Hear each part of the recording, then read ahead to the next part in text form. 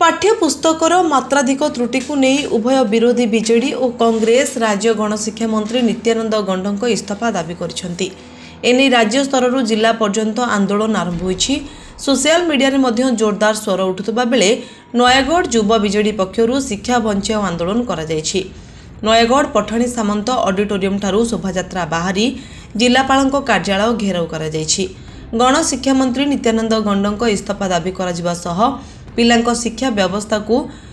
रोगाग्रस्त करुवा राज्य सरकार को जोरदार विरोध कराजिबो बोली युव छात्र बीजेडी पक्षरु कहा जायतिबा बेले जिला युवा बीजेडी सभापति दुर्योधन बेहेरांक आह्वान तथा नयागढ़ विधायक डॉक्टर अरुण कुमार साहू नेतृत्व में विक्षोभ को जोरदार करा जायछि। एही विक्षोभ में राज्य छात्र बीजेडी सभापति इप्सिता साहू सामिल होइतिले। नयागढ़ जितन कुमार महापात्रंक report live life Odia. Close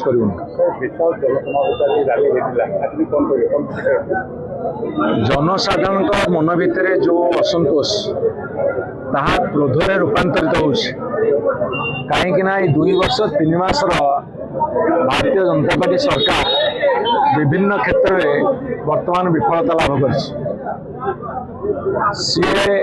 दरदाम वृद्धि हो आईन श्रृंखला विपर्यस्त हो चाषी सारा टिके जोगे से विफल स्वास्थ्य नहीं शिक्षा नहीं सबुत फेल शेषक चले कोमलवती शिशु 14 वर्ष तौक जो मैंने अष्टम श्रेणी पढ़ुं 1 8 बही 3000 के भूल बाहर गोटे छोट छुआ जो बही पढ़ भूल कथा रहीगले जीवन जाक मुंड भर भूल कथा रही ये है सरकार जी छोट छुआंकर भविष्य नष्ट कला ओडिशा भविष्य नष्ट कला तेणु से दृष्टि निजे मंत्री नैतिक दृष्टिकोण इस्तीफा दिंतु जदि मंत्री इस्तीफा देव ताले डिपार्टमेंट सजाड़ी हम ना भूल भूल चलो ये राज्य रसातल को जीव ये पिला को मूर्ख करेंगे जदि भारतीय जनता पार्टी लक्ष्य पिला माने मूर्ख हूँ आ मूर्ख हेले अंधभक्त हो पारे योजना से गोटे अंधभक्त तैयारी कर शिक्षा व्यवस्था विपर्यस्त कले आगामी